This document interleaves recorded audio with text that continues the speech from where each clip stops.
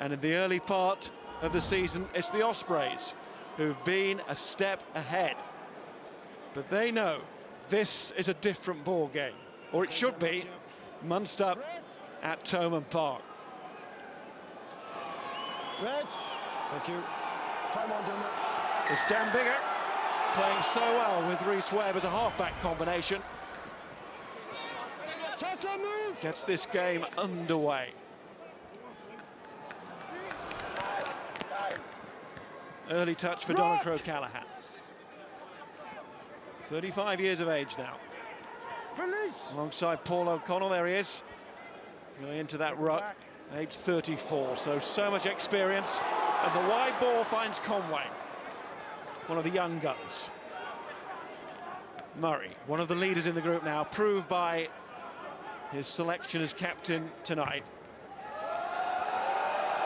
Test to 4 Bigger. And he's got the penalty. Still off the floor. Timing. Okay, no problem. Interesting start to the game there. There's been a lot of talk about Dennis Hurley, former full-back in Heineken Cup winning days, playing inside centre, being a man who'll carry the gain line.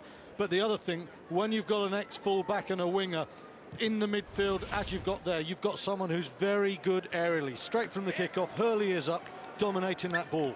A very interesting thing as well, Anthony Foley mentioned before, was the line speed of the Ospreys, and we can see it straight away there from the off. They're getting off that line and putting fierce pressure on Munster straight away. First line out, and the first chance to have a look at Scott Baldwin throwing in. He started the season very well, as have the Ospreys in general. Certainly know that Munster rate Baldwin. And there he is, straight to the tail. Accurate throw, right on the money. 9 tries last week as they splintered Edinburgh, who of course won here in round 1.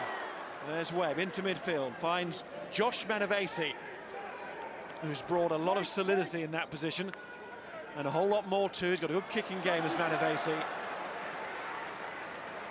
That seemed to go forward, and it did. It was Baker on the floor, and from first line out, we'll go for the first scrum now, see what happens there. We talked about Justin Tipperick as a player around the park, but you've got a light man like that, Frankie, getting up in the air. How good is that for a hooker, a target like that? It was a magnificent throw by the hooker, and the maul got set up, but it was interesting after. You see the way Paul O'Connell, it was like front stroked his way right through the middle. You see how far back he is here, and he was the catalyst to actually stop that maul, but it was an excellent line-out by the Ospreys. Dave Kilcoyne propping his first start of the season, made the dream team in this league last season. And it goes to Kilcoyne's side, free kick. Well, it's interesting in that first scrum there, you see Nicky Smith, who's the loose head there for the Ospreys. 20 years of age he is, against BJ Bolt, a World Cup winner in 2007. I'm surprised not to see him reaching out to try and get an autograph from him. Just a bit too keen there as well, wasn't he, Smith? Decision going against him. There's BJ Bota. Of course, had that spell, very successful spell at Ulster. Yeah, it is interesting today as well. First start of the day for Dave Kilcoyne as well, who I think adds a lot in terms of aggression and attitude to this Munster scrum. So, you know, I think the Ospreys, for years in Wales and in this league, they've been one of the powerful scrums with Adam Jones there and Hibbard. Today, I think Munster will target them there. Baldwin throw is tipped this time by Bernardo, who's been calling the line-outs. And there's alongside Alan Wynne-Jones, the captain. Oh, that's impressive from Van den Heever. I was watching Munster train on Tuesday, and he was flying. No evidence of that knee injury that he suffered in the summer, in July, in the sevens. Plenty of speed in training and plenty of speed at the start of this match too, which will be encouraging for the men in red. Butler on the floor, but not quite going through the hands as was intended. Murray has another chance. Ball hadn't gone forward. Carries by Sean Dougal. Murray again. Kilcoyne, and that's the Moldovan, Dimitri Arhip. That's a little pass there from Keatley as he tries to keep the momentum going in the attack, but the Ospreys He's got to lift it. at the moment quite comfortable on their own 10-metre line, tackling well. Release right. It's Bernardo now in the loose with that challenge. Hurley, he's got long arms and he'll look to offload in the tackle. Quite a few tall men that have worn that number 12 jersey in recent times for Munster. Stay up. Very recently, James Downey, of course. And that's a good carry from CJ Stander, who's been in good try-scoring form this season, 3 already. Kilcoyne, who was off the bench last week to score a try. Murray. And Keatley. Across comes Dan Evans. Hold right. And the Ospreys have been delighted with what he's contributed. Okay, it's good. He's a genuine fullback. He does everything a fullback should do, including a big hoof away. Well, that's interesting. Anthony Foley saying to Graham Simmons, ball security so important. You saw them go through the phases there 12 times. In the end, a fairly loose kick from Keatley just gave Dan Evans the opportunity to just drive Munster back 50 metres or so. Going through the phases is great, but you've got to punch in midfield, and when you're forced to kick, you can't give a fullback that sort of angle. It's a great kick from Evans. And it's absolutely heartbreaking from a forward's point of view. You could see the body language of the Munster forwards going back and looking at their fly half to say, what are you after putting us into? Duncan Casey to throw. Needs to get this one right, and he does. Virtually in those situations so often over the years. Those years are starting to run out a bit now, but Paul O'Connell still has plenty left in the tank. Away with Ireland for a couple of days this week, so managed training here, and rightly so. There's an error, short of their own line. More than 5 seconds to use it. Turn over. And the referee very sharp on the time You took it down. that he was allowing Munster there. So all that continuity from Munster. The decision of Neil Hennessy puts Munster under big pressure there. Frankie was talking about front row forwards and their feeling about errant kicks and fly halves. Even 20 years after retiring, I can still remember thinking people like Gareth Chilcott looking at me after a really useless kick and all the hard work. It's the worst thing in a fly half's life when you do that. And all of a sudden, from a good line out actually by Munster, we got a nice little maul, and I must say I'd have to question the referee's decision there to say that it was held up. The ball seemed to appear to me to be there, and he's gone the other way. So this is a great attacking opportunity now for Ospreys. Rhys Webb can be deadly from here, but not this time. He's got to watch him down the short side. Dragons know all about his elusive qualities this season. So do others. 4 tries already to his name. He's going to need Dimitri Arhip, especially on the tight head, making sure he's stable. Ospreys don't need to go for momentum here. They just need a solid platform to try and get Rhys Webb and Bigger on the gain line. Try and get this back line functioning as it did so superbly in the second half against Edinburgh. Yeah, Alan Quinlan rightly pointed out there before the match, Baker has had a fantastic start there for the Ospreys. You'll see him here at 8, and he's somebody certainly that Munster have been keeping an eye on through the video analysis. But just seeing the scrum going down there, we hard to see exactly what happened, but it seems to have been against Harpip there on the far side. 3 wide feet. Indeed it was. Just lost his footing. I'll ask them to speed up their line-up formation. And here's Ian Keatley. Pressure on Keatley with Tyler Blyandal, of course injured, but we've been signed by Munster, and JJ Hanrahan on the bench. There's the penalty. Big blow for the Moldovan coming in here against Kilcoyne. Have to be stable in that scrum. Moving it around at the line-out. That's Donacrow Callahan, of course. And Casey starting accurately with his throwing. You have to laugh there when you see the likes of Paul O'Connell, Donacrow Callahan and Alan Wynne-Jones tussling, and they all know each other so well over the years, obviously playing for the provinces and the clubs against each other, but also with each other in the Lions and internationally as well. No, we're playing on. Had some great battles over the years. Alan Wynne-Jones, of course, major figure for the Ospreys. O'Connell too. Lions captains both. Donovan O'Callaghan has led the Lions on tour as well.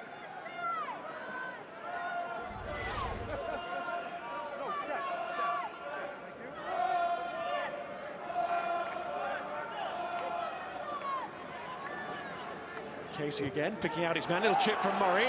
Interesting here for Conway, cross comes Evans. Couldn't get his boot away that time.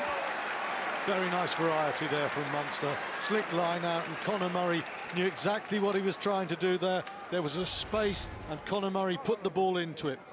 So often with ball that quick, you think it goes to the back, but Munster want to get it away quickly before there's any chance for the Ospreys to reorganise. Beautiful play for the scrum half. This is just where Munster want to be. I'm not so sure will the backs be seeing this ball. Well, they've been working up the line with line-outs and penalties, and it's gone perfectly. Now they can smell the opposition line. Here's Murray waiting, but the forwards want another go. And it's Casey, the man who's been throwing in. Other work required here now. Just head down and drive to test this Ospreys defence where it really matters. That close as Murray went. In goes Alan Wynne-Jones. Murray back on his feet. Captain feet. Again, it's asking the forwards to drive. Now there might be a little bit of space. There is. For Van den Heever. Very, very well worked. Well, the backs did see the ball, but it came after concerted pressure there with Conor Murray driving like a ninth forward. Again, Foley's comment about ball security, absolutely spot on. They protected this ball, they worked it very well. And over the last few years, there have been times when Munster have either gone for the drive or they've gone wide very early. This time there was more variety. I thought Murray called it very well, and this is a super pass from Keatley. The South African, dangerous early on, goes over there. Lovely, beautifully worked try. Yeah, there was a very clever shift in where the drive went from the line-out, actually. If you saw a pre-rehearsed move that Paul slipped the ball, O'Connell behind him, and it allowed the hole. But Stuart, you're dead right. The way they varied that play there, they kept it tight. The Ospreys sucked in the defenders, and that allowed for the space for Van der Heever. And Keatley, after a superb pass, is just unable to add the conversion from a position where it's about as difficult as it gets. Try having been scored by South African Gerhard van den Heever into the side after that frustration following summer injury, and also now into the corner. One of those tries, the management will watch that and think, yep, it's a good week's work there. Well, it was a march upfield, wasn't it? Not just what was happening inside the 22, it was well executed all the way from their own territory. Well, the interesting thing about Van den Heever, there was a lot of talk in the Munster camp during the week about his potential, and he has unbelievable potential. Everybody talks about it, but as we all know, there is a big gap between potential and reality, and so far he is showing that he has good potential. Very quick feet. He's a good stepper as well as a speed man. He's from Bloemfontein in South Africa, where the ground's a little bit harder. There's Webb. Finding Hassler coming off the wing. The Canadian international. Baker goes on. Tipper back from his shoulder problem. Alan Wynne-Jones. Webb to Bigger. Chance maybe for Bishop, the very experienced Andrew Bishop. I saw earlier in the show over 200 games now in Ospreys colours. Only Duncan Jones has passed that mark. Any other Ospreys player. Duncan Jones on the bench tonight, of course. It's Webb. To young Nicky Smith, who's very promising. And Bigger again to Matavesi. Or Tipperick, what a line that is. Such an intelligent piece of rugby. and the physical presence to go with the thought process. Here's Webb again. Matavesi, Tipuric there really backing up Ryan's point. Back you go, two, back you go, two. Alan Wynne-Jones caught by Paddy Butler. And Webb. It's all that side really for the Ospreys. Plenty of men out there. One of them is Bishop. There's Tipuric again. Oh, he's got it on to Hassler. Well, the line was good from Tipuric. The timing and the delay of the pass for the try was even better. Yeah, he came from nowhere first of all when he just slashed on inside, but no fullback, no centre could have done better than he did. This is the first line. This is the flash part out to in, beautiful angle there, but his timing and his angle for this try is wondrous. Watch this now. Wait, that is. Well, when I heard Ryan Jones saying that he was the best footballer he'd ever seen beforehand, I thought that's pushing it a bit, but I can tell you, in those two plays, I see what he's talking about. Just the little pop on that pass to make sure that Hassler couldn't overrun it. You would not see a better centre in the Northern Hemisphere in terms of putting that, turning a chance, turning potential, Frankie, into reality. Brilliant. As close to perfection as you could get in those situations, both of them. Tipuric.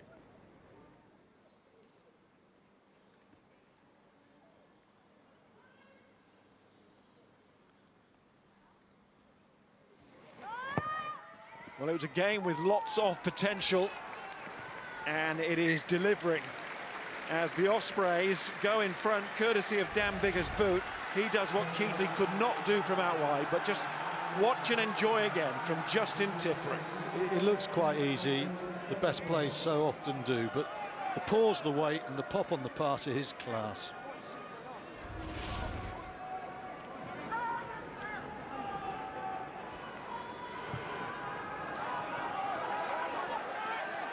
Great for the Ospreys to reply like that, and great for Hassler, a winger who just wants to run onto the ball in the way that he did to find it in the basket. The drop, the hack on by Biggar, but it has been knocked on. Well, we spoke earlier about how important the out-half battle was going to be for both sides today, and it's intriguing so far, Biggar against Keithley. But 56% was the kicking rate of Keithley coming into this, as I think it was 86% for Biggar. And just showing there out there the importance of the place kicking. Biggar having no right to get it right over the touchline and putting his team into the lead. And to put it in context as well, Biggar has taken a lot more kicks than Keithley as well this season, which just sums up how well he's kicking. Scrum half's important as well, you know, and I think both of those have started well. Rhys Webb has been electric in his form all season, but Conor Murray ran the show for that try extremely well. Very contrasting sorts. Quick, lithe, old-style Welsh before Mike Phillips. Conor Murray, almost like Mike Phillips, in the sort of powerful, aggressive, number 9, ninth forward way. I mentioned that training session at Munster this week where Conor Murray was smashing his way around. He really was.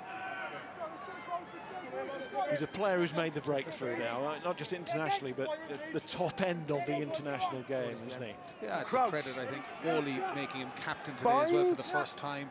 And it's the type of responsibility that I think he would enjoy. And it doesn't seem to be affecting his game in any way. Player of the year with Munster last season. Both of them. Okay. Some advice, keeping it steady, please. The wrestle comes when the ball's in. We'll move over. Oh, yeah, you're an angel. Let's get on with it, please. CJ Stander's knock-on created all of this.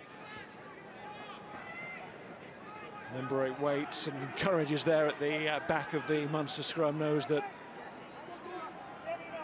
sort of needs this phase of play to go Munster's way to get that one out of the system. Got good carrying power from Dan Baker. But Matavesi's interesting as 12 because he can get over the game line and he can unload passes. Goes to Biggar, Matavesi. Seen him do it in France with Racing, also Worcester. And there is Biggar doing what he's been doing all season with a little half break, which became almost a full-on break. Munster just got him. Okay, knock on both ways. Come back. And the first knock on from the Ospreys, from Bigger. So close.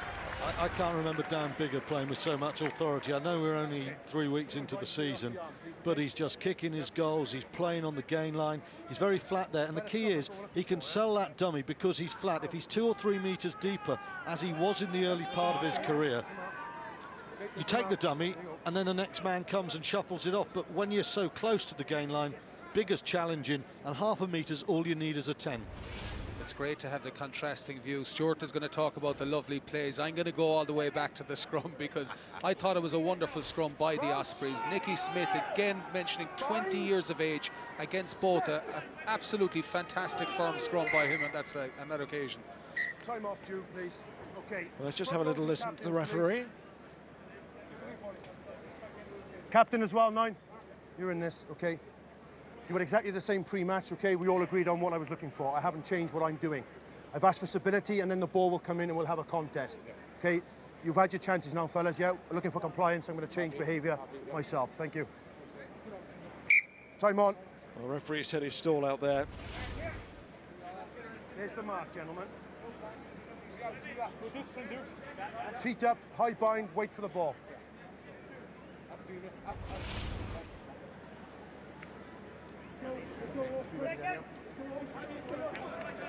Crouch, bind, set.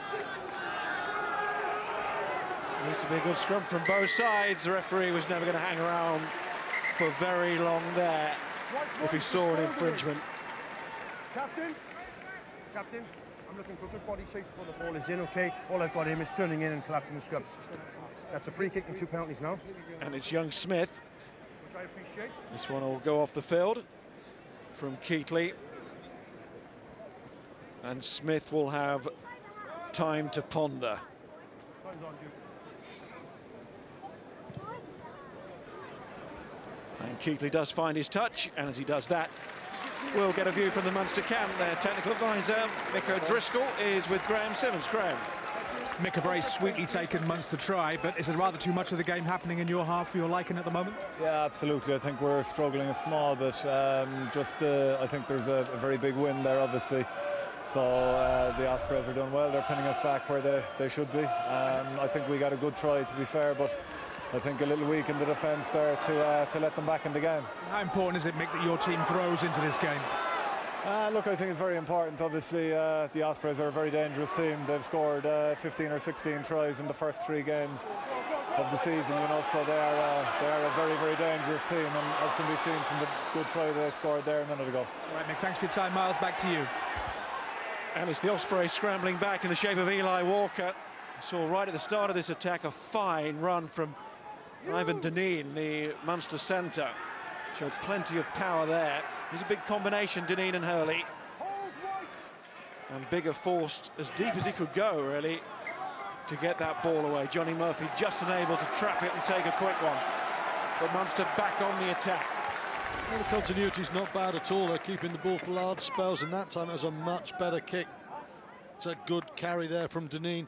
Get over the gain line. We saw Matavesi do it a couple of seconds ago, and this time you can see the decision is made to put the kick through there from Johnny Murphy, and it just gives Munster territory and, importantly, control of possession. Casey going well. Of course, Damien Varney out at the moment, foot injury. Well, he is starting to be integrated back into training. Eusebio Ginazzo has arrived now, the Argentina international. But Casey doing well. This is Keatley going wide again. Murphy now has a chance to straighten it. Out it goes to Van den Heever, and that pace and that step. It's dangerous. It really is dangerous. Red side entry. Red side entry. It's going to be a penalty to the Ospreys. Number 15, side entry. As Johnny Murphy came in at the side. Well, that's interesting there. I think that came from the touch judge, actually. Red side entry, number 15. No hands first. And it's a call from the far side. Be interesting to see that now again, but Munster will be very, very annoyed having wasted that opportunity. There's Nigel Carrell on the far side with that call. But Johnny Murphy might get the last laugh here. Here he goes again, encouraged to go forward by the Munster crowd. It's a try apiece for now. Tackle from Baldwin. On his opposite number, in fact. There's Dougal, good offload. It's coming wide eventually to Deneen. Eli Walker, if he intercepts those, he's gone. And he was looking for it. Here's Keatley to O'Connell. Stay up! Conor Murray, might one of these little chips in behind. It is, but that's waste of ball. That is not protecting possession, to go back to that phrase. Dan Evans kicks, and Keatley has a lot of time here to get decent distance on this. And he's not done bad at all. Well, that was unbelievable there. The defence by the Ospreys. They drove Munster back about 30 yards continuously. Every time Munster got the ball, they were getting blown back and they were making all sorts of mistakes. It forced Keatley to eventually have to kick the ball. Great defence by the Ospreys.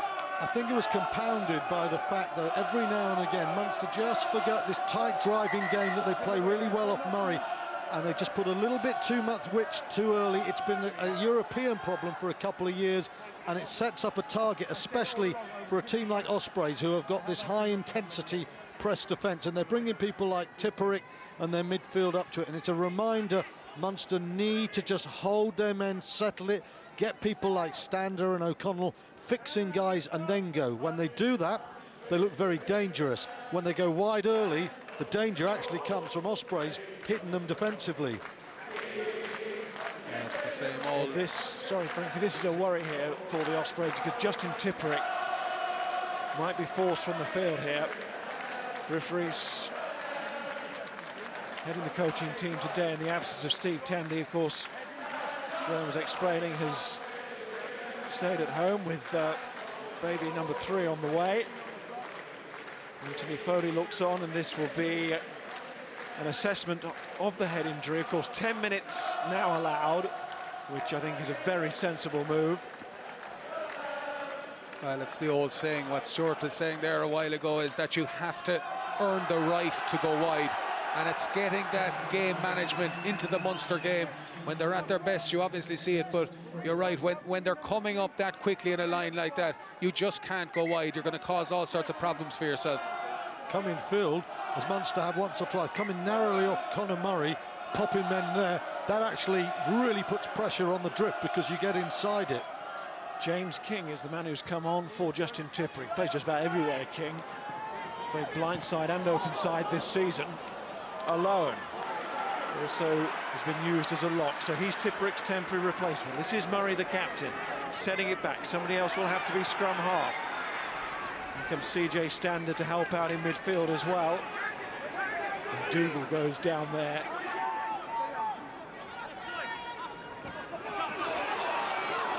O'Connell. It's a really tight battle, this one.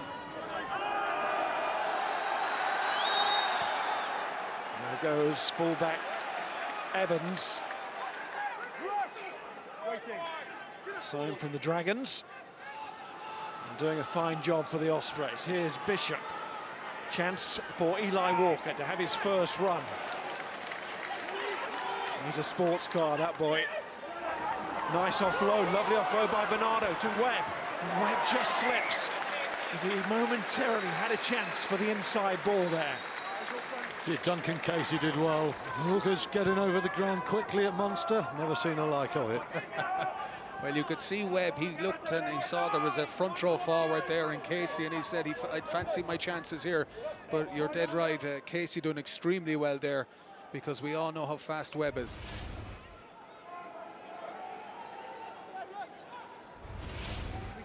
Nice work down the short side, Bernardo linking with Webb. Casey is quick, because we know Webb is. Down goes Newman King. Dougal warned to release, having made the tackle. He was on the floor and out of the game. Here's Nicky Smith, man of the match against Treviso. It's a different proposition, though, for the Ospreys. Walker's had a little bit forward out the tackle. The referee was right in line, to be fair. Here's Webb again to Baker.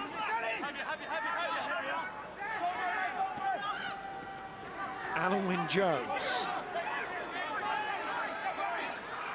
Webb just has that glance over the shoulder, sees what's on. And what's on is a tackle from Dennis Hurley, helped out by Paul O'Connell. Here's Joe Bierman, waits.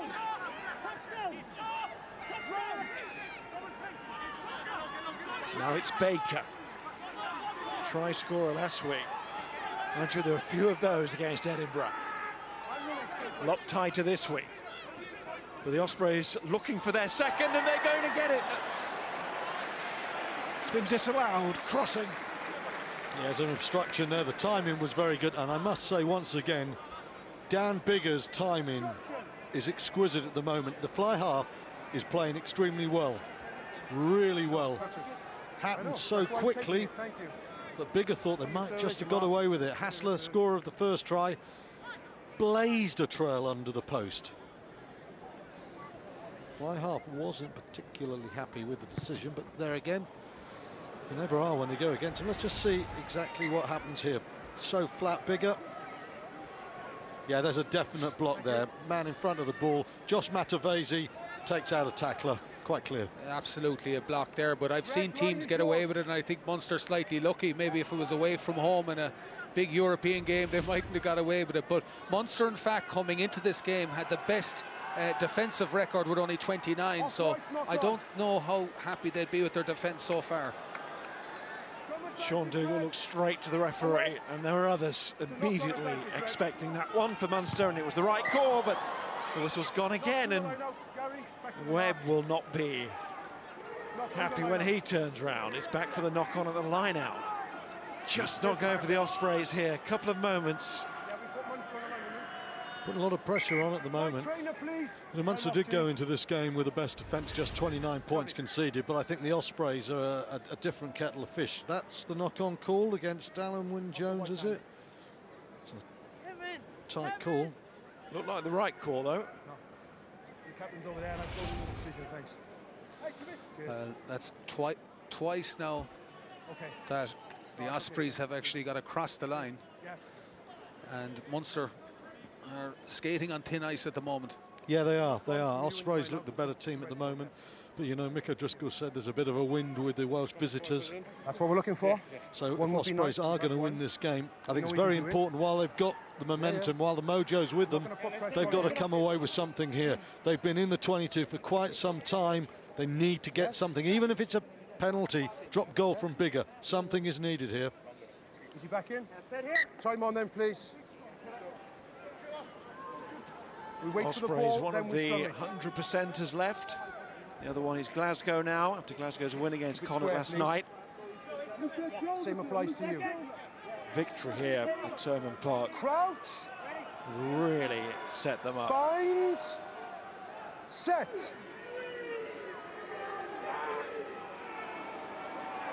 And we're hearing that Justin Tipperick will permanently stay off after that assessment.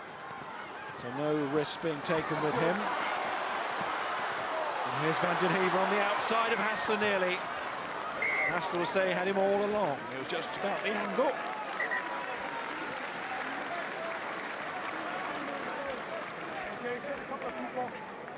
There's no shortage of ambition there from Munster. Taken into touch.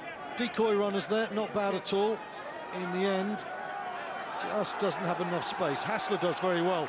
He's got 10 metres to work in, and he makes sure that Van den Heever's going nowhere there. Doesn't throw himself at the tackle, he waits his time, comes in, makes the hit. Good defending. 10 minutes until half-time. James King will be staying on. Problems at the line out here. Munster have been pushing that line as well, haven't they? Yeah, this is a great opportunity now. Biggar, I'm sure, as he put the ball down, maybe he's looking to have a he's going to have a shot at goal, which as you said, Stuart, they needed to get something from this attack. They had got driven out. It is Mick O'Driscoll did say it's a bit of a win there, so it's an ambitious enough kick. Do you think he'll get it? Oh, this boy can strike it a long, long way. Interesting also then, just looking at those statistics. Gerhard van den Heever, 72 metres. There's no doubt at all, right to left. Munster have got some rhythm on the passing and they're giving him ball, but they've just got to make sure that they don't give it too much too often and don't hold people in there. He looks very dangerous though.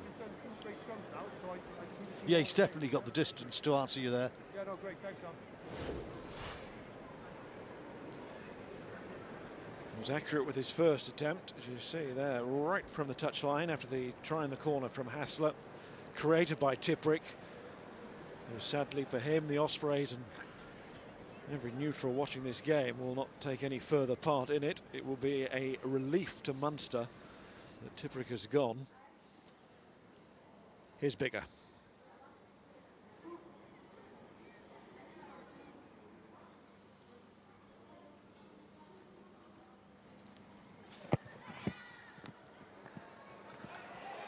And it was big enough.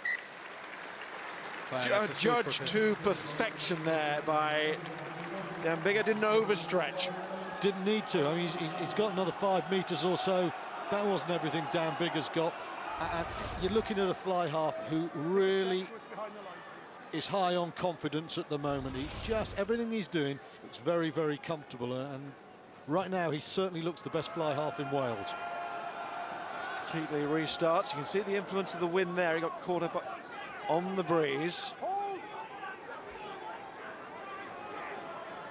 Bigger having judged it to perfection off the kicking tee.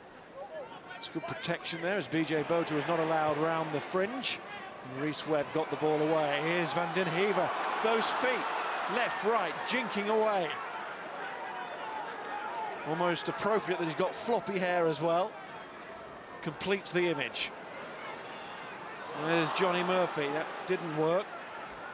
Picked up by Ivan Dineen. Now he's seen that he can show a bit of muscle when required.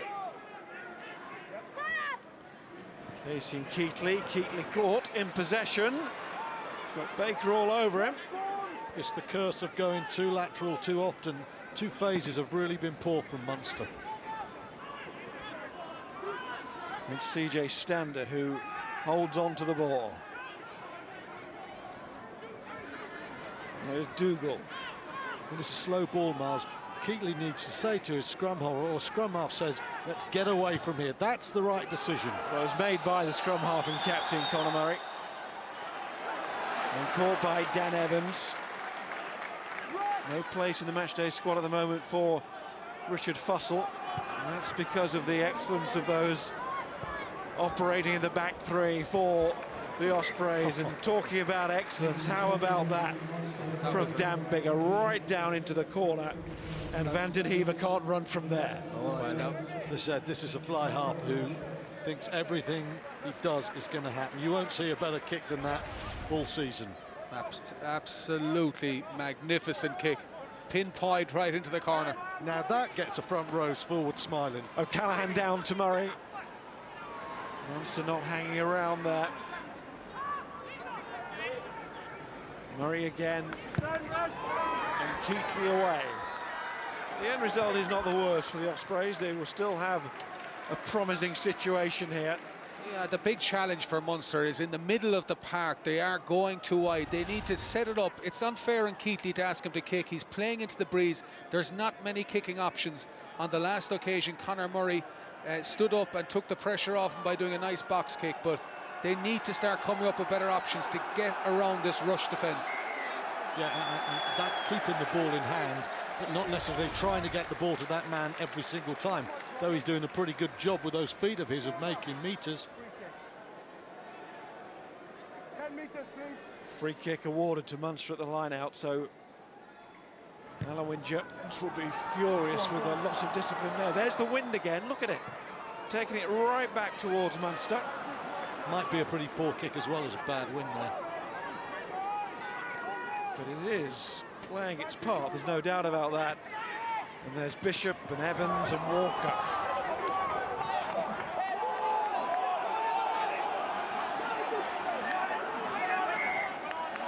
Held up.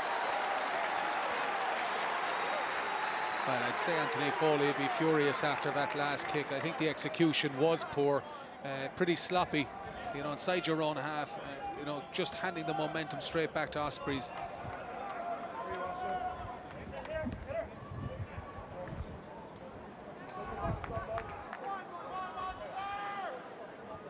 That's what I'm looking for, yeah, come on. That's what I'm looking for, you know that.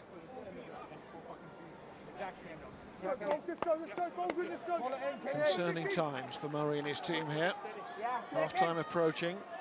Home side. Crouch. Got the start they wanted. Bind. First try scored by Munster, but since then, as the boys have been saying, the Ospreys have been getting stronger and stronger. What we get, fellas, what we get. I mean, yes, Okay. Munster are going to have the win with them in the second half. Just move over a little bit then, here we go. But I've been very impressed with the Ospreys, especially at half-back. I think Webb has looked sharp carrying. His box kicking has been very good.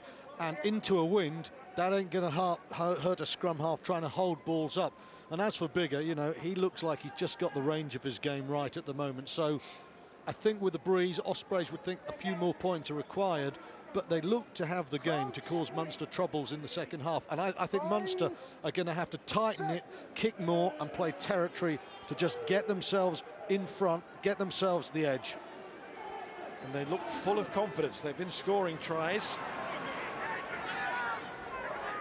16 of them before today, and that's bound to breed confidence. And the winning habit as well. They've turned this one over.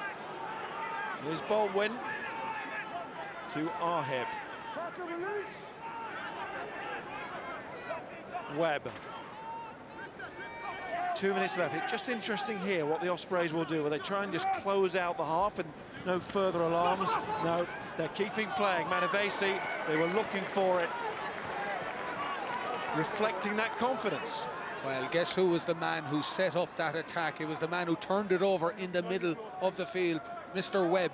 He went in there like a loose forward, went in, attacked the ball, turned it over and set up the attack again. A bit messy towards the end, but I mean, he is having a fine game so far. With the autumn international comings, this is a great time for Rhys Webb to make a mark against Conor Murray. He's looking very much Wales's #1 at the moment. Alongside Bigger as well, putting down a marker as a combination. Well, they're clearly the Welsh half-back combination on form at the moment. It depends upon Warren Gatland and how he wants his team to play. There goes Kilcoyne, who is still looking to play. Of course, this has to be Munster and their mindset now at Thomond Park just before half-time. There's no closing out the half as far as they're concerned. They know they're going to get the elements in the second half, but they've got to use them wisely. Collision in the air leads to the penalty. That was a better kick. Well, that was the point I was making about Rhys Webb. Won't be too disconcerted by the second half conditions. That's an absolutely beautiful kick. You know the wind is there, so you hit the ball longer, and then you let the elements bring it back, and that's exactly what Conor Murray did. And it's easier to box kick in those conditions than it is when you got the wind with you. That's super play by the scrum half. Well, Munster will be looking for all their experience to come in here. You'll see on the clock there's 7 seconds left. They have time for one play, and I mean, if they could just, here you see the collision here into the back there. That's never a penalty. I don't never think so a either. penalty. I'm not sure what Hassler has to do there to stay on the right side of the law. He's done everything right. He's gone for the ball, but anyway, was given, and it could have a major say in this half. Another penalty. It's going to. Munster at least with a shot at the post. Keatley's gone high. In comes Conway. Was barged off the ball, actually. It went to Murray. And the referee walks away from the fracas just short of the line. There's bodies Taking everywhere. the line out, he's not in the ruck. And decides that the We're in the red, simpler so decision, penalty to please. give is the one that Captain. was already awarded. Post. Ospreys will go into the tunnel at half-time with a slightly bitter taste in their the mouth line because correct, that was a terrible decision against Hassler, and Munster are going to get 3 points, and in the context of conditions it's a very useful 8-10 deficit at half-time. But Ospreys, they're into the win, but they have looked overall the sharper team. Couple of dodgy decisions by the referee, you would have to say, but it is typical Munster to be conceding so much in that first half, and then with 10 seconds on the clock to sneak another 3 points to put them within 2, and you'd have to be happy with that at half-time. That's why I just wonder whether the Ospreys in that final 2 minutes had a chance to control the ball and at least go in at 10-5, but it would have been deserting their mindset that they'd had right the way through this first half. Anyway, Munster have got their points. It is just a gap of 2. They've certainly not been at their best. They started the half going in front 5-0, courtesy of the excellent Gerhard van den Heever. It was an easy finish for him in the end. It was a team try. They worked their way down the line, and eventually the Ospreys' defence cracked out wide. But it was the Ospreys who came straight back with a superb finish here. Look at that from Tipperick. Sadly, he's gone off. The Ospreys have their try, and they also have the lead.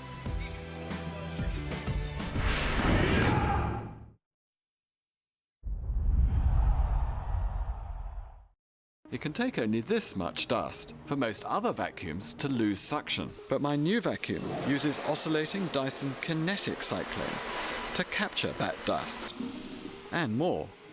Crucially, in its lifetime, it never loses suction. Get up to £100 off Dyson upright and cylinder technology when you trade in any vacuum. Available at participating retailers. Find out more at dyson.co.uk.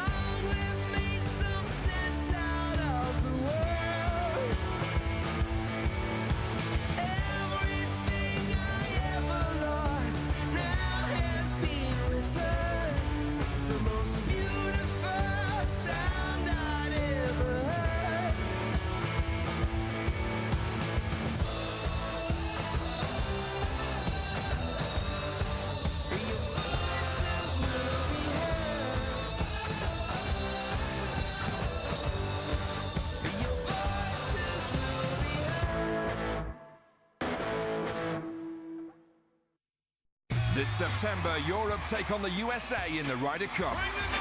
And you can watch all the drama on Sky Go. Whether it's on your tablet or your smartphone, don't miss a moment of the greatest team competition in golf. It's Europe's Ryder Cup. Watch the 4-balls, foursomes or final day singles. Whenever you want, wherever you are. Are you kidding me? The Ryder Cup on Sky Go. The UEFA Champions League. Live on Sky Sports.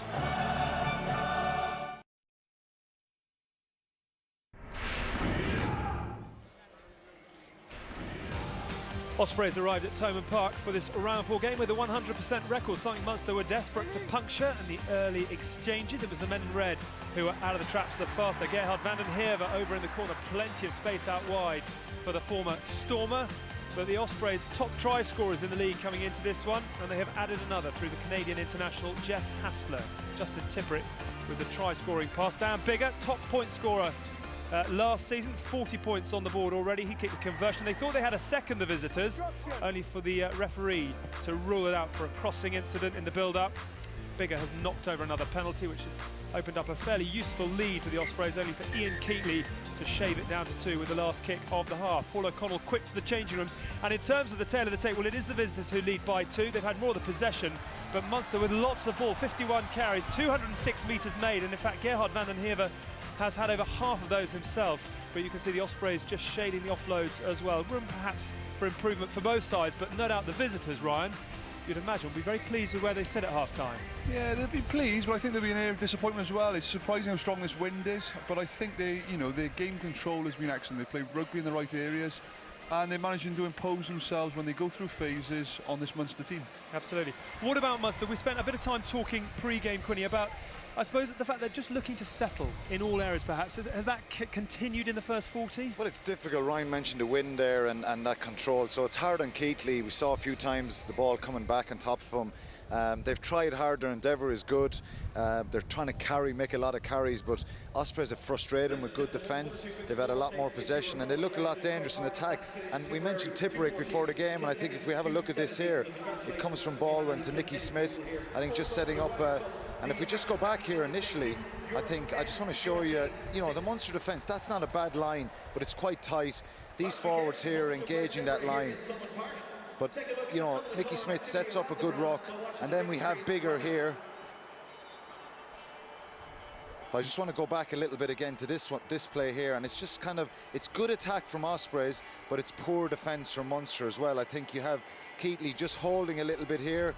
Paddy Butler should be on Bigger, but Keighley just holds a little bit, and if we play it on there, they just get disjointed there. Alan Wynne-Jones runs a good line there, and that's probably holds him, but we play on, and then a great line from Tipperick, and that's the start of it. So he runs that line, and here we have the try, and this is a great pass from Bigger. Guys running lines here, but again, unfortunately, it's Keighley just being a little bit tight here, this Munster defence, and if you play it on, it's great execution, but Van der Heever just coming in a little bit on Bishop there, and then he gets the offload to Tipperick, and great pass. At the start of that phase play, Munster were fine. They numbered up correctly. They just got too narrow, and they're biting on the wrong man. That's the issue they're having, and it became a simple 2-on-1. Because they have the numbers, and it's just guys coming out of the line, breaking up that defensive line. It's good attack from Ospreys, but it's poor defence as well. But I think it was important we mentioned Tipperick. He's involved there twice, and that momentum going forward. What a great line he runs, and then lovely hands for the try at the end for Hassler. What a try. There's an awful lot of unselfish work going on there as well. There's a lot of stuff that's gone on, hours and hours and hours on the training field will have been run there. We saw a wonderful line from Dan Evans, and it's just about shortening up defensive lines, making a defender bite, and then choosing the right option. A real shame that Tipperick has gone off. It'd be lovely to see him have a proper run after all his recent injury problems. But we've been having a look there at some of the defensive problems for Munster. In contrast, you were saying in that first half that at times the Ospreys looking very, very comfortable with their defensive wall. Yeah, we spoke before the game, didn't we, about Munster's attack and how we feel they're getting a little lateral at times. That's playing in the Ospreys' hands a bit, because what they're able to do, there's no genuine threat here.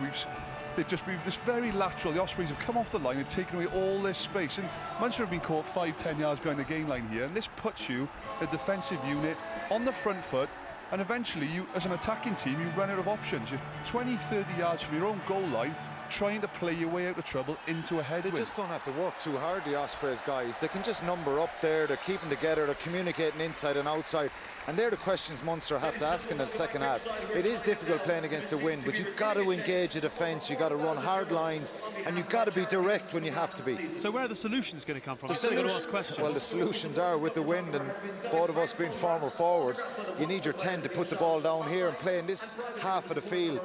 The try Munster got at the start was typical Munster. It was patience, working the fringes, and a great pass from Keighley for Van der Heever's try. We just want them to be more direct. They need to be more direct and play in the right areas. Absolutely. Munster haven't won 3 in a row in the Pro 12 since back in February. How dearly they would love to turn around a half-time deficit and come away with a victory in this one, but at the moment it is the Ospreys who lead by 2. They are looking for their 5th consecutive victory, winding back to the tail end of last season, but lots still to sort out in the second half.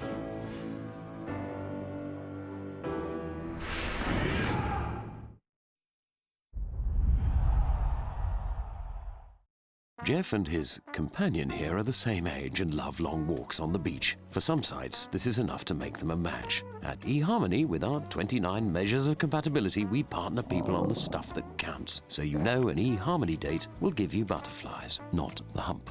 eHarmony.co.uk. Join free today. Whoa, to the right. That's my boy. No, to the right. That's my boy. To the right, to the right. That's my boy. In this world. That's my boy. The award-winning Say It Leo. Available with lane assist and 0% finance. Seat. Technology to enjoy. Domino's stupendous new cheese and smoky bacon stuffed crust. No crusts get left behind. Sorry, birds. From Domino's.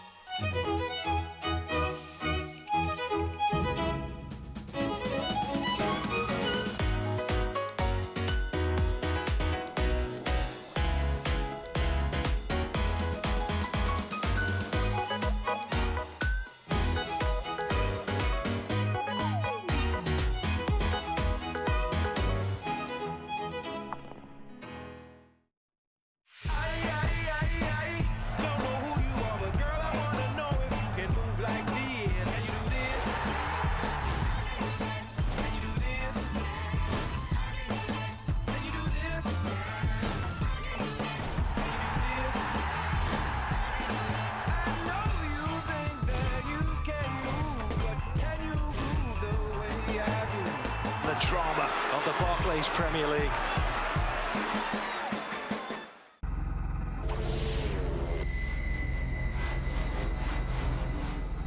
The Elite League Speedway Playoffs on Sky Sports.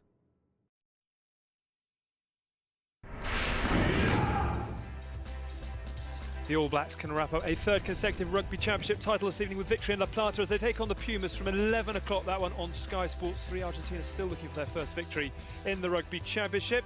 Munster looking for a victory here at Thomond Park as well. It's not gone their way at times in that first half, and they trail by 10 points to 8. The Ospreys looking for a fourth consecutive victory to the new season. Let's hear from Munster's Felix Jones, though, who's ready to talk to Graham Simmons.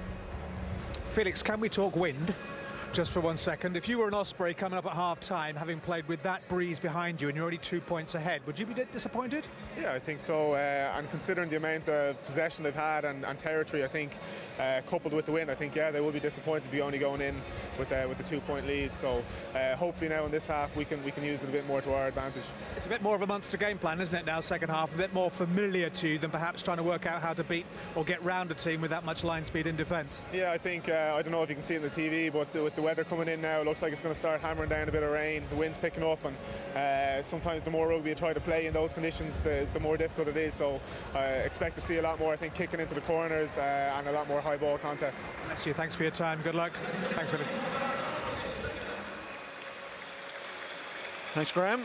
Miles Stewart and Frankie back in commentary here, and the Ospreys back onto the pitch as well, and into very different conditions. The wind is still there. That's not going to go away, but the rain's arrived. It's driving in. Just that sort of fine rain at the moment, but it's there, and it will have an effect. Well, it makes the little pop passing game all the more important. It'll be harder than ever to just get this ball relentlessly across to Gerhard van den Heever. Little pop passes and driving game. I think with the wind with them, and this will suit Munster. I think Ospreys will kick quite a bit in their own half, because I don't think it helps their attacking game quite as much. It should restrict Munster, and I think being forced into a restriction will help them. Well, I think the conditions have definitely accentuated in the second half, and Munster are definitely now at an advantage, only being 2 points behind. With this behind you, they're in a great position now. And the Americans will hate this in the Ryder Cup, won't they? Hate it. Anyway, let's concentrate on this. Good start from the home side, throwing themselves in. Crowd respond.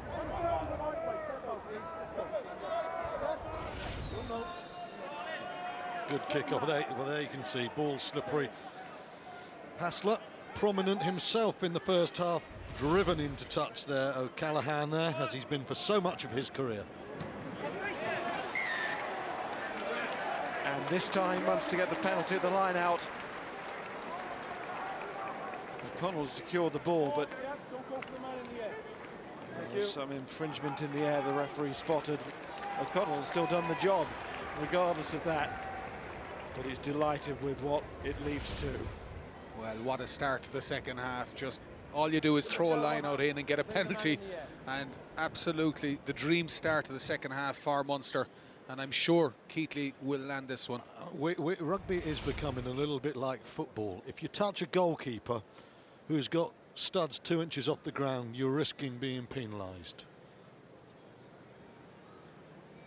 There's no doubt Paul O'Connor was not remotely bothered by the presence of Alan Wynne-Jones there, but it goes on like that, Mars. We're going to enter the stage where you just put the ball in the air and no one's going to compete with a line-out jumper. We've got fullbacks now who are free to jump. Now we're going to have second rows.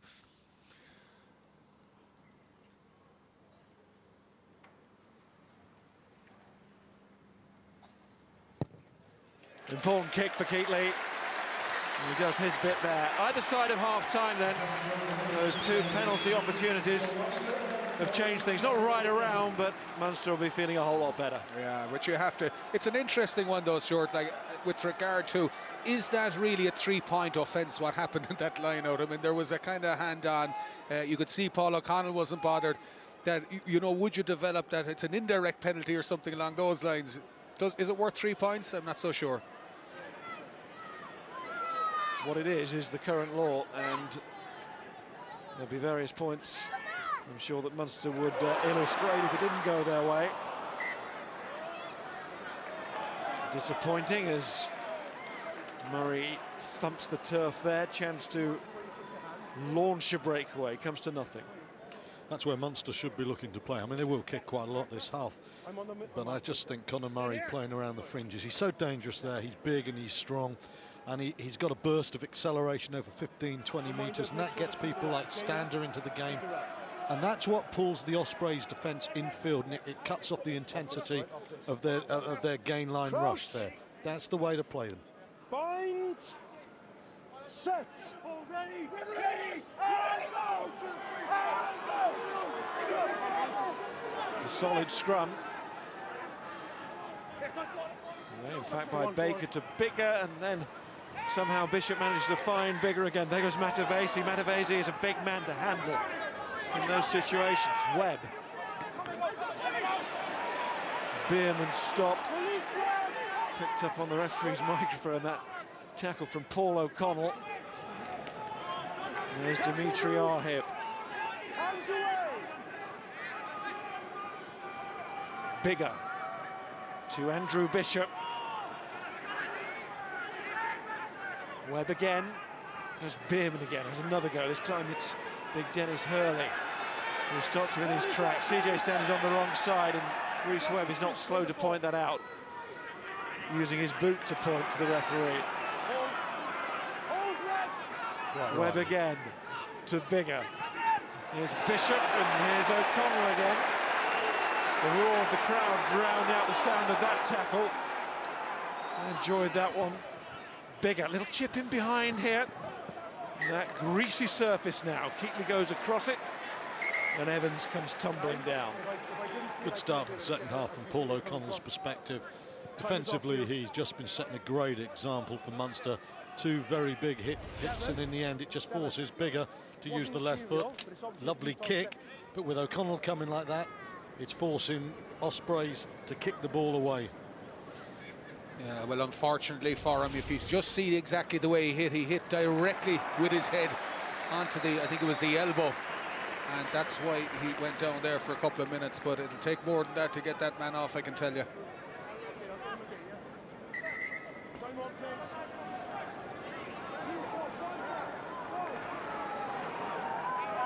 Duncan Casey spears it into Donnacha O'Callaghan.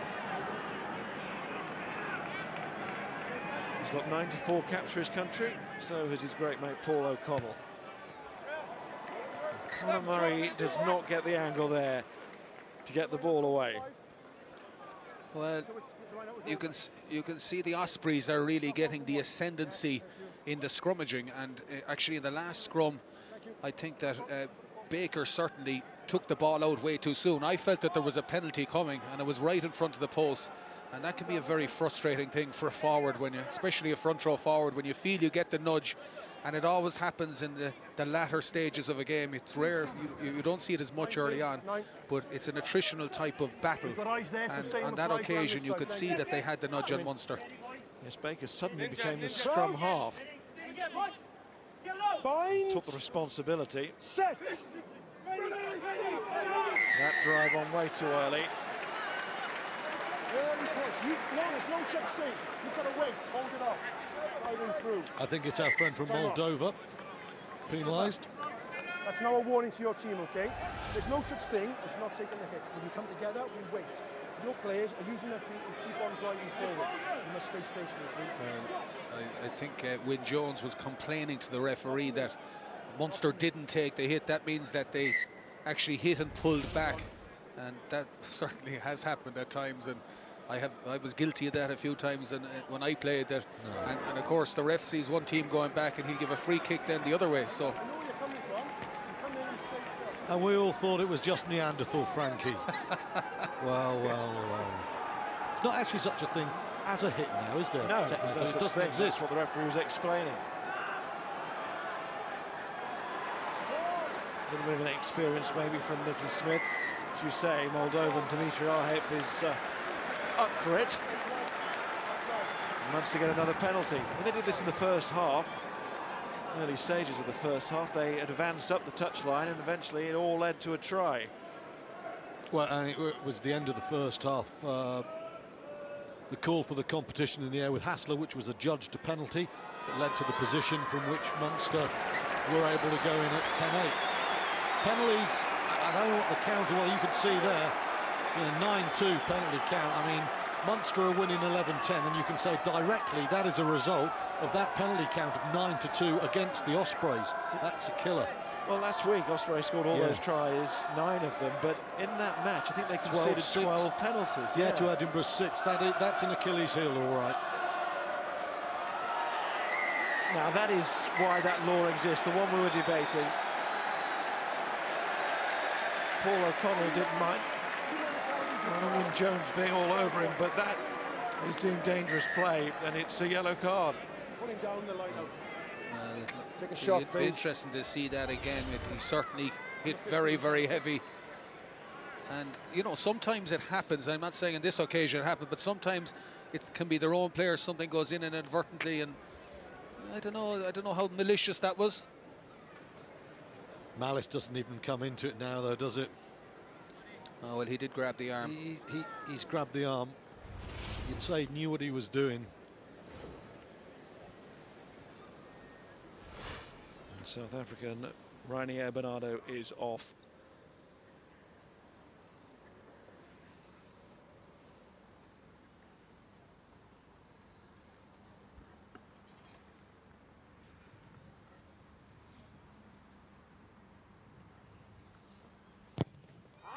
Oh, and Keatley is way off with the kick. Just go back to that penalty. What you would say, it's a penalty. Is it a yellow card? Okay, maybe. But what is Rainier Bernardo doing? Having just seen a far more innocuous challenge a couple of minutes ago, Paul O'Connell lead to a penalty. Alan Wyn-Jones has got to be saying to his team, look, in the air at line-outs, we just cannot go anywhere near touching them. We jump or we don't compete. You can't take the risk. The point is, I suppose, as soon as he's taken the player's arm like that, how can he have any sort of care over the opposition player in the way that he comes to the ground? And we've seen players tip over, land on shoulders and necks and heads. I mean, the law is there for a reason. Well, you'd have to say discipline now on both sides has been pretty poor. A lot of penalties been given away, and Stuart, you're 100% right. And there are guys within the forwards who would be nominated to pick up little things like that. All referees, they don't get everything right all the time, but they have their trigger points. It might be a crooked feet in a scrum, it might be a line-out throw, or it might be something at the breakdown. And to miss that and not pick it up is criminal. That's exactly it. You don't just play according to the laws of the game, you play according to the referee. And that's not a criticism of referee, it's a very difficult law book. And a good referee empathises. There are areas where he's rigid, there are areas where he's not, and teams have to adjust during a game. So the Ospreys playing a man down. See what they can do with their backs. And Josh Matavesi. So had a brief spell at Exeter, as long as those spells at Racing and Worcester that I mentioned earlier. 6 times capped for Fiji. We're seeing him at the World Cup. Flying in, there goes James King, the man who came on for the injured Justin Tipuric in the first half. Offload from Matavesi, does not find the intended target of Bishop. You can see the rain now. It's gone from a fine mist to a persistent drizzle. Tactically, that was an interesting call there from Ospreys. They're a man down, they were picking and driving, they were going okay, and then suddenly, in this drizzle, you try these one-handed passes. Pick and drive, man down, keep the ball, keep it tight.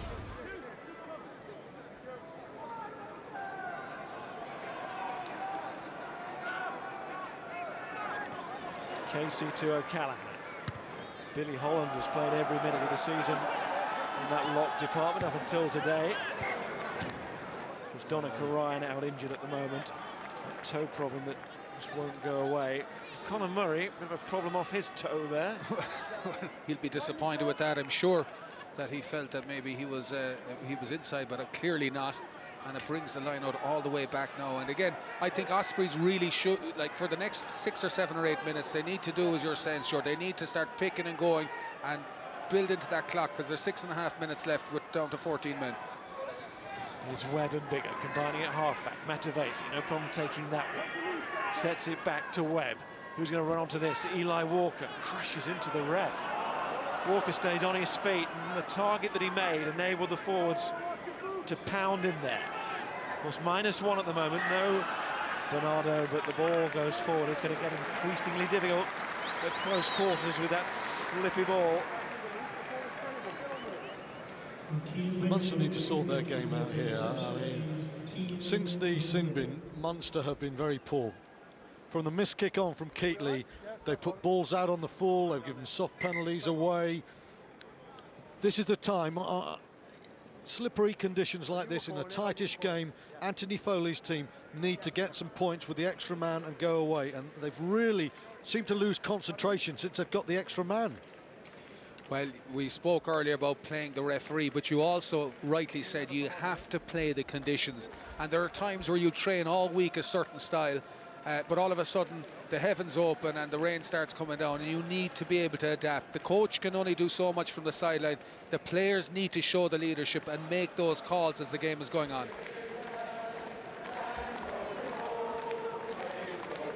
Ospreys 5th last season, as Munster made the end of season semi-finals. Ospreys still within range here of 4 from 4 at the start of this campaign. It's Munster with the advantage, as slender as it is, and also the man advantage at the moment. Well, I wouldn't be surprised to see Munster now give a second nudge here. Ospreys are down to 7 men. If they give that extra nudge, they might get that penalty, but it goes the other way, would you believe? Bring your feet up, red tree. Right in front, it should be the Ospreys lead again. Now, coming up live on Sky Sports tonight, we have second instalment of the Rugby Championship today. It's Argentina against New Zealand. Sky Sports 3 from 11 o'clock. And we will see a scrum or two there. Argentina, whose scrum has been very strong in this tournament. I love that shot then of Paul O'Connell as you were promoing the Argentina-New Zealand game. A man utterly bemused with life, and Neil Hennessy, the referee there. Well, yeah, it was an interesting call. Why would you give away a penalty in front of your own post when you have an extra man? It doesn't make sense. But do you think the scrum is something of logic? I've never been convinced myself. 3 It's points logical for all the front Ospreys. row forwards. 3 points for the Ospreys and Dan Bigger.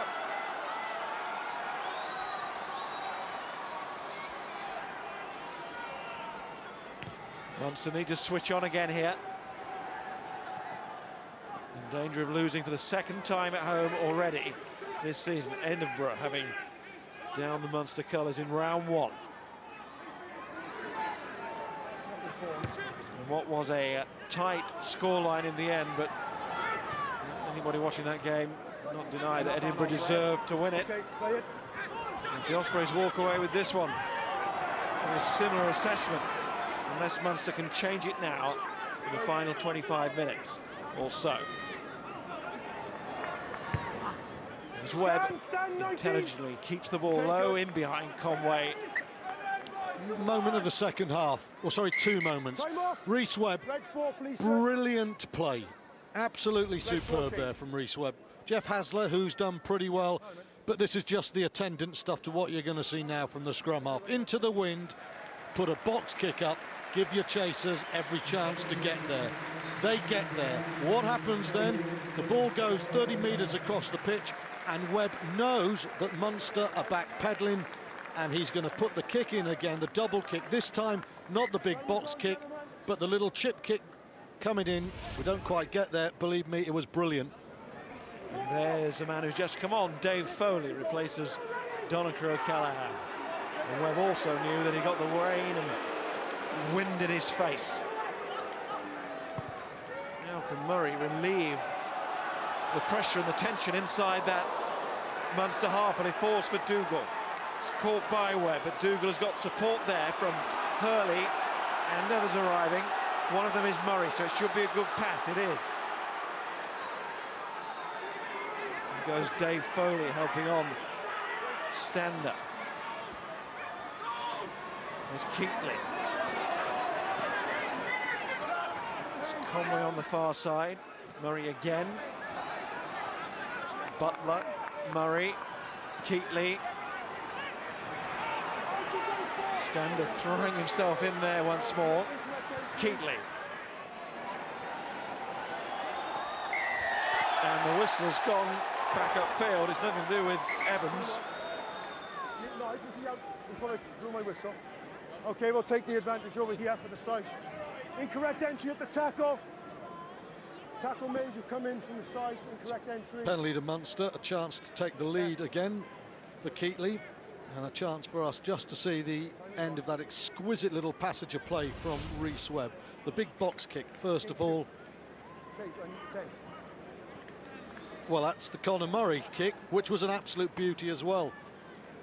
Gave his chaser a fantastic chance to get there.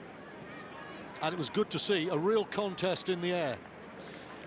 Walker went down with a clatter, but it was a 50-50 call. Great kick, 2 super chases. So, well, I think that's the kick you're looking for there, Stuart. It was got there in the end. Got there in the end. But that kick was basically ended an 80-metre 2-kick run. But you're Beautiful. right, there was 3 moments he had in that play, and the awareness at the speed of delivery of that ball to know that there was space just back there with a pinpoint game, absolutely fantastic. And Keatley was going to be tight. No, it's not in the end. Had one of those nervous looks off the tee. We've seen a few of those over the last couple of days. Well, that was like you at lunch today. Oh, it's going close to the hole. Oh, it's in the bunker. You're a better rugby commentator than you are a golf commentator. Oh, yeah, but I get wrapped up in the golf, you see. Yeah, you certainly do. It's important to remain impartial in this job. They'll take care of that. 55 seconds to go. Important 3 points there for Munster, because it's still only 3-all in this 10-minute period. And you have to admire Keatley's resilience. He misses one easy one earlier, but that was quite a difficult kick, and nailed it on that occasion. Here comes Duncan Jones, and Morgan Allen coming on as well. That means Dan Baker will leave the field, and also Nicky Smith has gone. Just on the loose head side. There's no Ryan Bevington at the moment. It won't be for a while. Adam Jones having left to go to the Blues on the other side of the scrum. And Aaron Jarvis pulling out today. The hamstring problem. Yellow's on. Yellow's back on. Well, that was a super hit there by Ospreys there. And I think it was Baldwin there on Van der Heever there from the kickoff, getting the revenge that Van der Heever got just after the second half. But one other guy who's really impressed me from the Ospreys, and a guy who, if you ever try to question his motivation, Alan Wynne-Jones, I think he's been all over the place today. He's been defending, he's been getting stuck in at the set piece, the line out, and I thought he's played extremely well so far today. Bernardo back on, out the sin bin. Morgan Allen's become a bit of a super sub. Munster were a little bit sloppy there. Easy ball for Duncan Jones. And he ran over to the hooker to give it the call. He knew what was going to happen. Here's Alan Wynne-Jones. Rhys Webb to Bigger. Hassler scored the try in the first half. And Munster get the penalty at the breakdown. It's Stander who won it. Great stuff for the man from George. Well, here you see it there. Good technique, getting in there and getting right over the ball there. Three bodies coming in to try and wrestle him off it. The first person in there from the Ospreys, it is critical that they move the person challenging for the ball, and they didn't do it on that occasion. Here you see him, in he goes. He should be cleared there. Now, by Bishop, but Bishop slides up through him, and that allows him to get the hold of the ball. Split second in it, wasn't it? And a split second in the contact is absolutely everything. By that stage, he looks like the leader, and he's curled up there, and he's just too strong to budge. And that's when your man's isolated and penalty.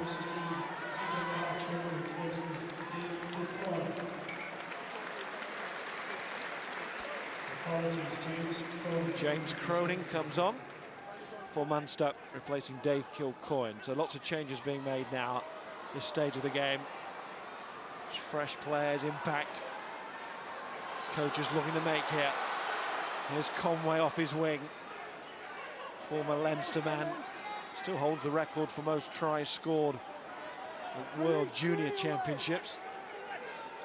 Trying to bring that form into the senior level of the game. And he's got a run on the wing. Coming back, and Murray was ferociously trying to make sure that it did. It's going to be a Munster put in anyway. So 1 point in it. Let's hear what Griff Rhys is thinking, the Ospreys coach. He's with Graham. Griff, couldn't really be much tighter. What's going to make the difference from an Ospreys point of view in the next 20 minutes? Just a bit of smartness on what we're doing. We're getting some small ins to the game, but we're not capitalising and building pressure on pressure, really. We're giving Munster some cheap exits and just putting pressure on ourselves. My maths isn't great, but I make your penalty count now into double figures for the second week running. You've had a sin bin in a tight game. Discipline, are messages going on about that now? Yeah, definitely. We've got caught up in the heat of the battle with a couple of things. We've just got to be cool and calm for the remainder. Great, thanks very much indeed. Set. For the remainder, the last quarter. In goes Webb. Referee lets it go, and Webb, he starts to go in pursuit of his own kick, but then down on the man. Interesting there, Graham Simmons asking the question about discipline and what's getting passed onto the pitch. And I mean, Webb, he is fantastic all evening, but I mean, that was a bit of a silly penalty to give away. He did brilliantly, first of all. Quick-witted, quick feet, and then he just went off his feet and just lost his poise a bit. Made it easy for Johnny Murphy. It's coming back Murphy's way here. His opposite number is Dan Evans. That's got a little bit too much on it to really worry Munster. And back goes Keighley to put it down for the Munster 22 dropout. Game's just a little bit fraught in the second half. I think there was more moments of composure in the first. It's frazzled a bit, and that's why I think territory now becomes very important. It's tightening up.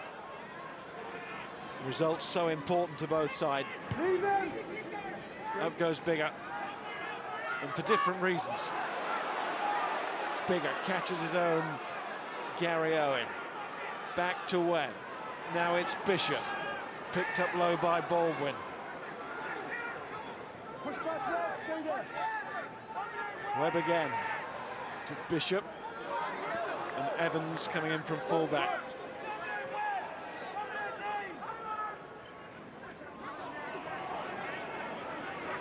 Big drive by Morgan Allen. Webb to Matavesi, to Alan Wynne-Jones. Standers had a strong second half. Picked up by Matavesi. Bishop runs a good line, tries to get a handoff on from Denhever.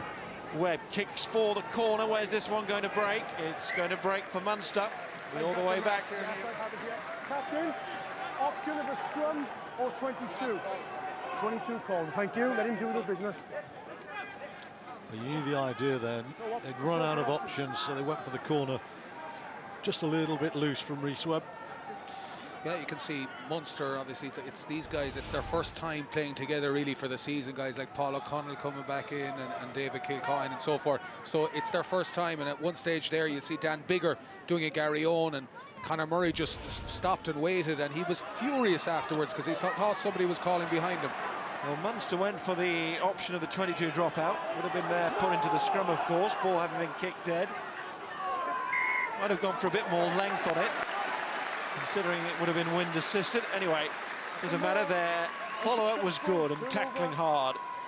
And they turn it over, and they'll get to put into the scrum, which is in a better position, so the end result a good one. And who was the first man chasing up again? What an example he sets. Here he comes, Paul O'Connell, hunting you down like he's hunted opponents down in this ground for 15 years plus. He's a hell of a leader.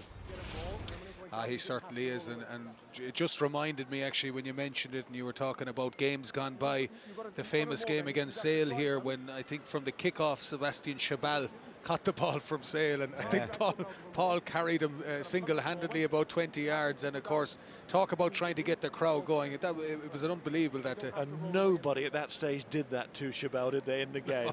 Well, that's when Sale had just won the English title and Chabal was the feared figure of European rugby, and suddenly he came here, he turns up in Limerick and he finds himself whatever the French equivalent of a rag doll is, but that's what he was.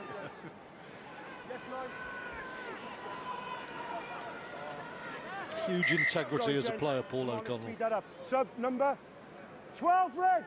12. 12. Dennis Hurley goes. Thanks, George. Just upset 16 grown men. And Andrew Smith comes on. Former Brumbies man. Scored a try last week. He is deceptive the way he moves over the ground. Very rangy stride, and he covers a lot of ground very quickly. He doesn't look like he's moving quickly. Bind. Set. With the 400-metre runner about him. What a scrum. From the Ospreys. Very little Conor Murray can do. Now, what he mustn't do is hold on to it. He's got it out to Van den Heever. He's relying on those fast feet again to get him out of trouble, but it doesn't. Holding on. He wasn't involved. He went straight for the ball. Well, that belongs to 8 men in white. Certainly does. Munster were totally caught in the hop there, and they were going back at a rate of knots, and it could nearly have been a penalty from that scrum. Here you see it there. Great drive coming all the way through there. And the whole Munster pack, as you said, under all sorts of pressure, puts the pressure back on Murray. Again, look who's the man tackling him and tracking him down, Rhys Webb. You got to say, Ian Evans has left, and we said earlier Adam Jones has gone, and Richard Hibbard's gone, and Ryan Jones is now a hired hand with us at the moment when he's not at Bristol. Change in personnel, but that's a hell of a scrum. In fact, last year, there were times when the Ospreys scrum was a little bit of a weakness. I remember the game against Leinster, start of the Heineken campaign. It's turning into a strength here. And here's Bigger for the lead again.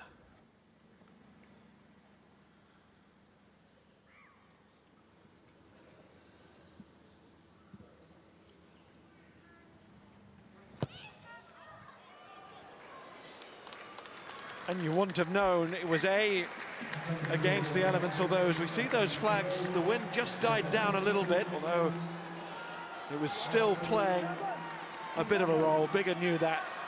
And you also wouldn't have known what a big kick that was. It's 4 from 4. His percentages, as Frankie was saying, in the high 80s again this season, and he has played an impeccable game. He has indeed, and one of the guys there who needs credit from the Ospreys in that scrum is Duncan Jones, who has been around, it looks like, forever, and he was one of the catalysts there in that great scrum.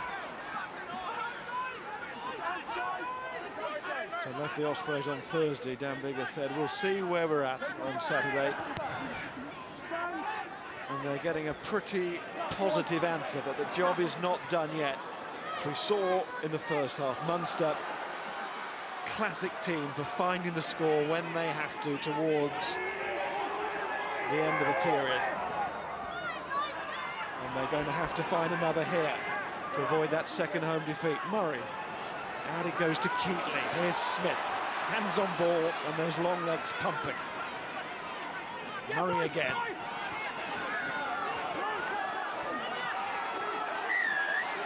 It's another Ospreys penalty. They're turning that around.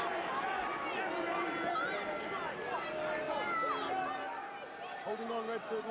Just wondering now with, listen, 66 minutes, it's not so much as plenty of time left. The game's hardly started in terms of winning matches.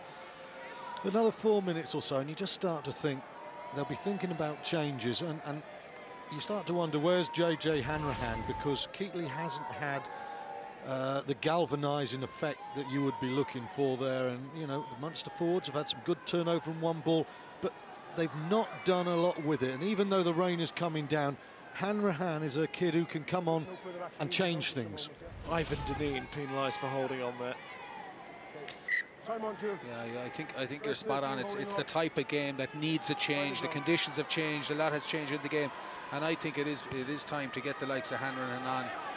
You know, even bring fresh legs, get Archer onto the pitch. You could see even Andrew Smith there in that last time had a very, very good carry. And I think they need a bit of an extra sort of a nudge now. What also changed now, the rain eased off, didn't it, in the middle of this half? Now as we come towards the end, it's getting a lot stronger again.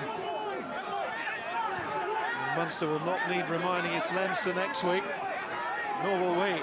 See that one live on Sky Sports from the Aviva.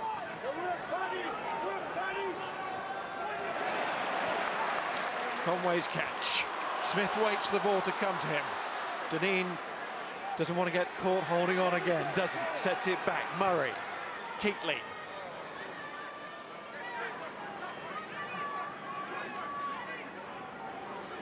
Murray again. Looks to use the win.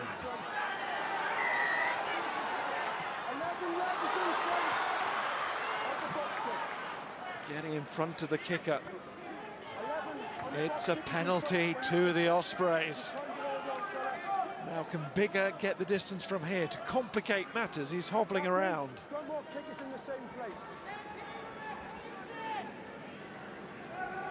Normally it would be no problem, but he's against this wind.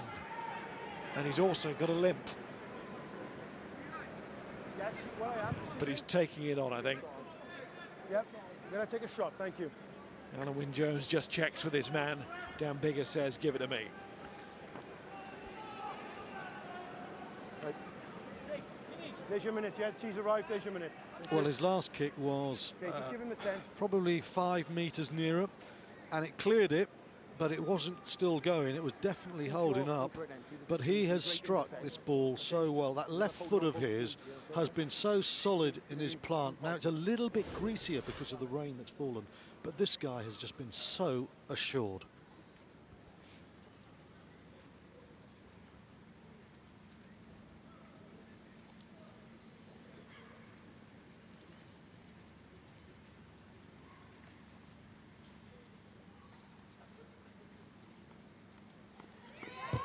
We said the last one was the most important kick. Well, it just got bigger, and it is bigger. Dan Bigger who gets the 3 points. 19-4, what a kick. It might be the one that matters most. Well, that is a very, very important kick, and now it puts 5 points. And in the context of this game, 5 points is quite a big lead.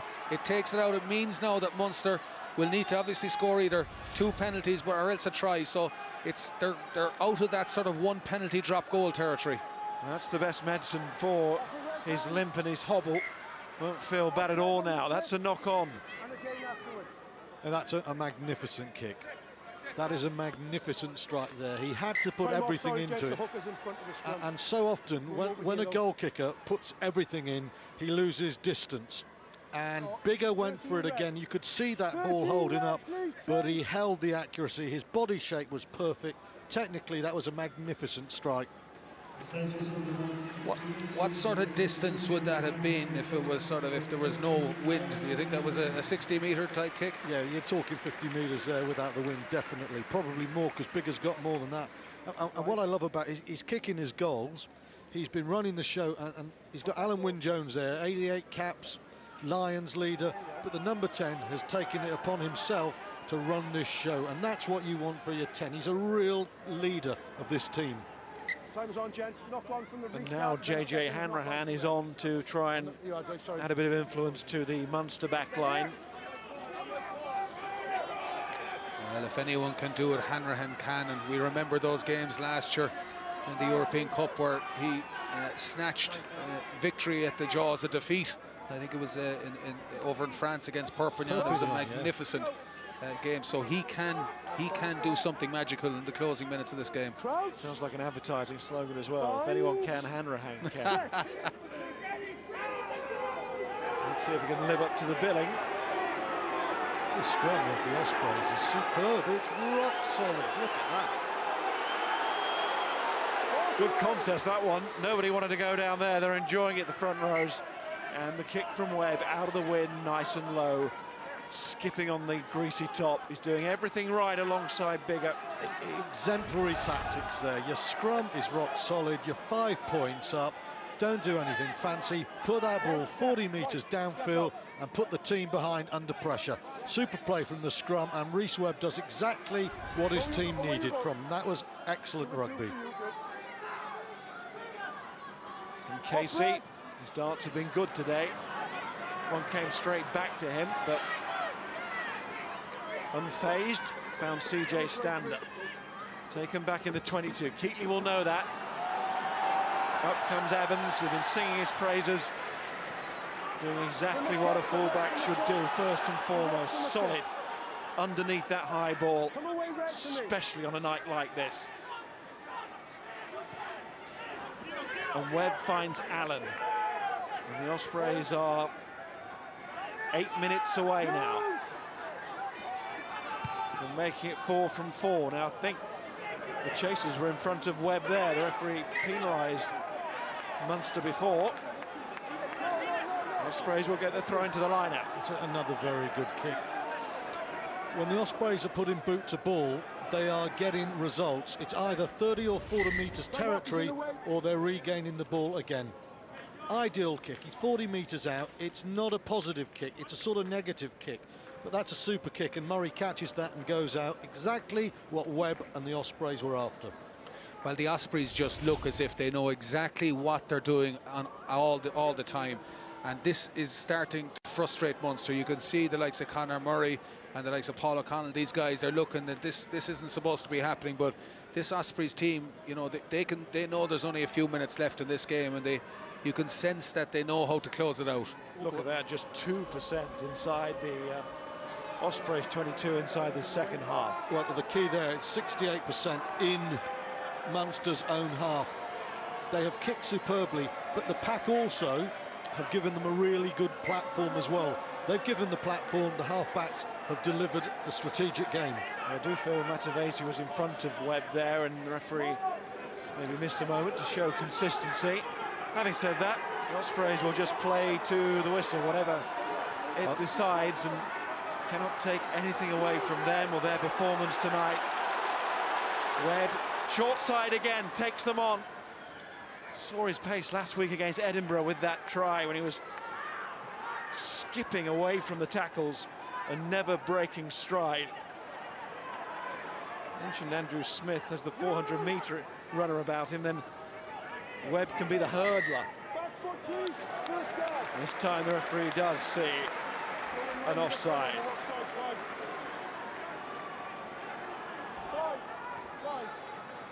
This is where the leadership now comes in from Munster.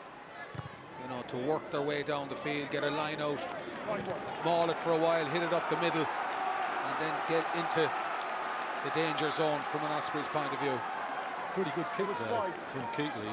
Narrow angle, and Anthony Foley will be pleased. He made 35 metres, and they need something there. But you're quite right. Still 6.5 minutes to go. It's plenty of time. Butler as well in the end to get on it. O'Connell having just bellowed out his orders. Might not be the official captain, but he's stepping to the fore here, demanding a response from Munster at the end of this game. They just can't get out of their own half at the moment. Wind at their backs or not, as Conway feeds. Finds Cronin.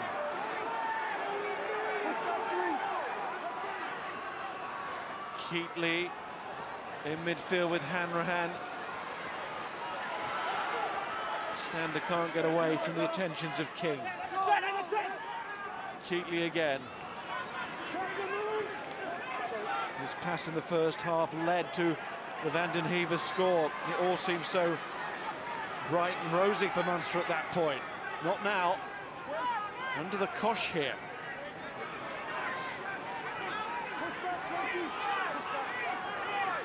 Hanrahan at last out of the half. Cross goes Evans. We get a perfect view at the line there of what was in front of him. He can go for the spiral towards touch, keeps it alive with Hanrahan, and he feeds out, and away goes Jack O'Donoghue, who's come on, the youngster, made his debut last week. Remember the Ireland under-20 squad recently. Crossfield it comes, it's meant for CJ Stander, but it's straight to Hassler. Hassler could have called for the mark there, didn't, and he's lost the ball as well. Comes back to Stander, takes on Jones. Tackled by Bishop. Suddenly, that might have given Munster a sneaky chance here. Forward goes Butler. Hassler might be regretting that. Murray, on to Keatley. Out wide it goes. Away goes Cronin.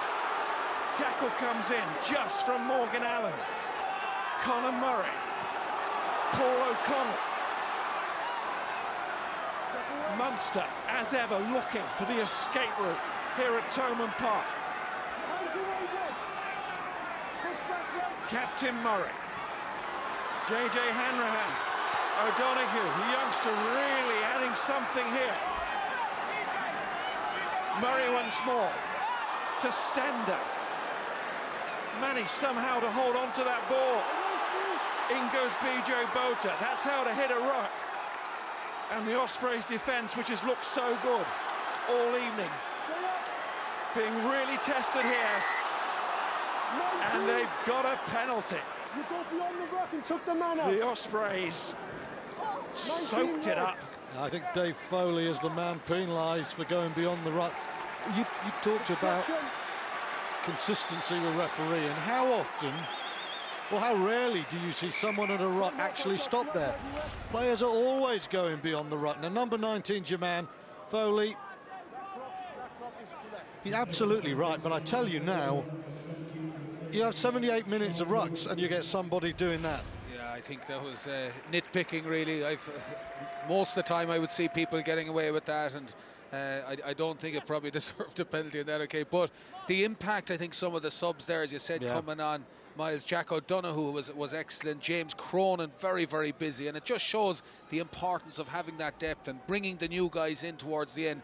Hanrahan, as well, is looking very, very busy. But you'd have to fear for Munster at this stage. They're 3 minutes away from the final whistle. Have they blown it by giving away that penalty?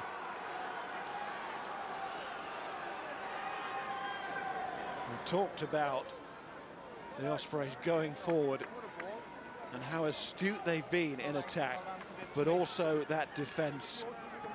They'll be delighted with that if they walk away as winners here, having held out. Typical Munster attack, wave after wave of power. And the Ospreys were always there.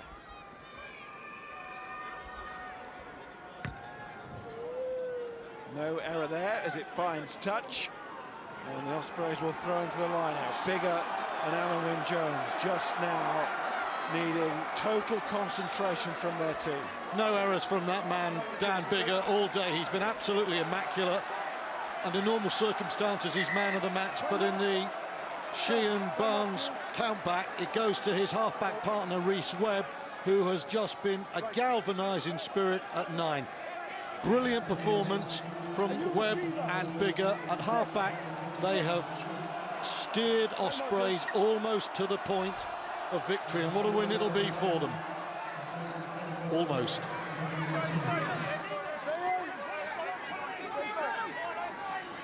Now, towards the end of the first half, the Ospreys kept playing. And what happened in that final 2 minutes, eventually, the penalty was one that the Ospreys, I'm sure, would debate, led to a Munster score. And the Ospreys play a little bit of keep ball, but they do have a chance here to go to the right. They didn't. It was kicked away by man of the match Webb. When he had support to his right, and Munster were ferociously backpedaling. Now they're not. It's JJ Hanrahan going forward. It's Conor Murray. And it's Ian Keatley. And it's the Aussie Smith. And Munster have a penalty. Into the corner. Ospreys going to be kicking themselves again for not just controlling the end of the game. Well, Do you know what? I'm sorry, Rees Webb made the right decision, but it was just a bad execution, and he's executed nothing badly. He went for the box kick, which they won, and then he went for the odd repeat dink into the corner to close it down, and it was just a horrible kick. What he did was right, but the execution was awful. Sure, absolutely, and I think that Munster lucky in that occasion. Neil Hennessy again deciding that it was a penalty. I think it actually was a penalty the other way, but one last hurrah, and of course Munster loved the drama, and they'd love nothing more than to score in the corner and Keighley convert or Hanrahan. 3 white, 3. Okay, my comms have gone completely, no? Heavy breathing from Duncan Casey. Time's up. No, when you talk to me, because you're by there. You just come and get me, yeah? Okay? Osprey, step, and then the time's up. Thank you. Time on.